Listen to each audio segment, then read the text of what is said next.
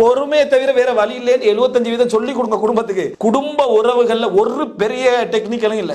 குடும்ப உறவுகள்ல ஒன்றுதான், வஸ்பிர் அலாமா அசாபக். நீங்க பொறுமையை எவ்வளவுக்கு விசாலமா கொண்டு வாரீங்களோ அவ்வளவுக்கு ஒரு நல்ல குடும்பம் பிறக்கும். அவ்வளவுக்கு ஒரு நல்ல குடும்பம் பிறக்கும். பொறுமையை எப்படியா இருக்கணும் சொல்லி கொடுக்கலாம். எப்படி பொறுமையா இருக்கீங்க, பொறுமை எப்படி வளர்த்துக்கங்க, பொறுமை. இது என்னடா சும்மா ஒரு பொறுமைன்னு சொல்லாம எனக்கு அல்லாஹ் ரப்புல் ஆலமீன் ஒரு மனைவியை தந்திருக்கான சுப்ஹானல்லாஹ் அப்படி என்று இவன் சொல்லிடுற வெளியே.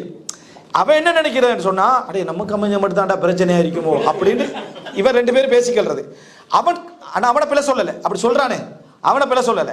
அவன் கரெக்டா தன் குடும்பத்துல வெளிரங்க தோற்றத்தை சரியா வச்சுக்கிறான். சரியா அப்படித்தான் இருக்கணும். அவன் சரியா பேசிட்டான். நீ விரக்தி அடைஞ்சிக்க கூடாது. நீ என்ன நினைக்கணும், அல்லாஹ்வுடைய தூதர் வாழ்க்கையிலே பிரச்சனை நடந்து இவர் வாழ்க்கையிலும் பிரச்சனை நடந்தா இருக்கும். ஆனா அவர் அழகாத என்ன செய்யறாரு, மெயின்டைன் பண்றாரு. நான் தான் ஊருக்குள்ள சொல்லி தெரிஞ்சுட்டீங்க அப்படின்னு. சிலர் குடும்ப பிரச்சனையை ஒரு ஆள்கிட்ட வைக்கிறது இல்லை. ஒரு ஆள்கிட்ட மாக்க தீர்வு கேட்டமா, குர்ஆனில் தெளிவில்லை. இன்னொரு ஆள்கிட்ட குர்ஆனில் தீர்வு கேட்கும். ஒரு மூணு பேர்ட்ட கேட்கலாம். வார எல்லா மூலையும் மட்டும் பிரச்சனை கேட்கறது. சரியா எல்லாரும் எனக்கு மனைவிக்கு ஒரே பிரச்சனை தான் கல்யாணம், அதுதான் குடும்பம். உனக்கும் அவனுக்கும் பிரச்சனை இல்லை, ரெண்டு பேருக்கு மூலையிலே அர்த்தம்.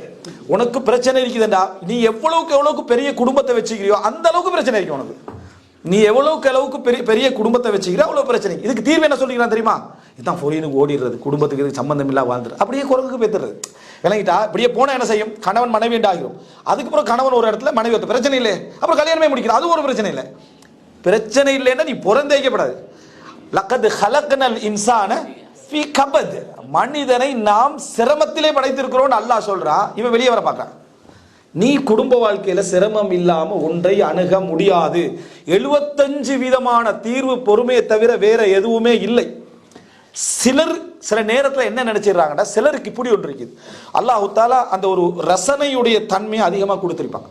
அவன் என்ன செய்வான்டா, பிரச்சனைகளை ரசிப்பான். அவன்கிட்ட போய் நம்ம தீர்வு பொதுவாக எடுக்கலாம், அது பிழை இல்லை. அவனோட வாழ்க்கைக்கு அது பெஸ்ட்.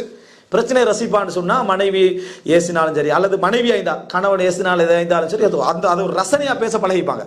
அந்த பிரச்சனையே அவர் அப்படித்தான் ஏசுவாரு ஆனாலும் இப்படி பழகிருப்பாங்களா, அந்த மக்கள் பெஸ்ட். ஆனா அவங்க சமுதாயத்துக்கு தீர்வு சொல்ல சரி வராது. என்ன சரி வராதுன்னா, அவன மாதிரி ஒரு 10 வீதம் தான் இருப்பான். அல்லாஹ் தஆலா ஒரு 10 வீதம் அப்படி யாருக்கா கொடுத்திருப்பான். அதை வச்சு சமூகத்தை பார்த்துடக்கூடாது. சமூகத்தை பார்க்குற நேரத்தில் எதை பார்க்கணும் அப்படின்னா, சமுதாயத்தில் மிதமிஞ்சி எதிரிக்கன்னு பார்க்கணும்.